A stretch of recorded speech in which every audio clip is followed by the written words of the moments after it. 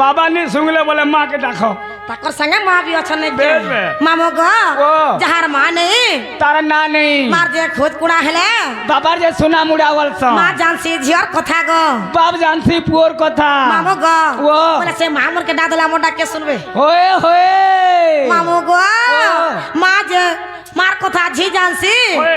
और बापर कथा वो जानसी मामो गो ओ। बोले माँ के डादला मोटा के सुनबे तो ए माफी के पड़बे सामान ठीक होछे बोले माँ बोले सुनबे बोले डाक दमा हाँ बता ये तोर पना ढापी करी रखी थी बुगा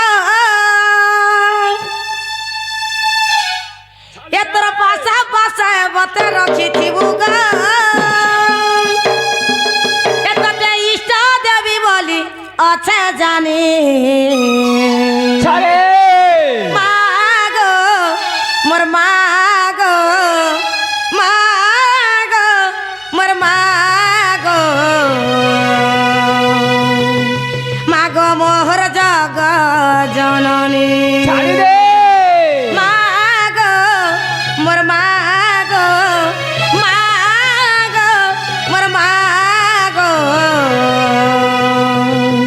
मागो मोहर सिंह वाहिनी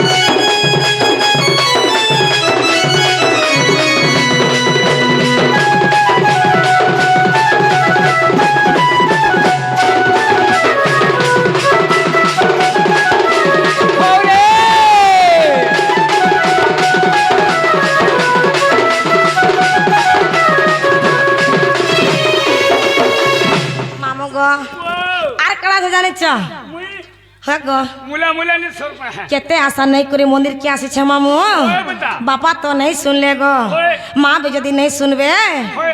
आरी दुनिया ते हमर डाक्टर के सुनबा गो बोलो बोला के होछे मानलू बोलो और के नहीं नो मामो गो ओ। बोले माँ सुनबे तो जो सुनबे আর কেতে আশা করিছে মোর মন পাইমি বলি তো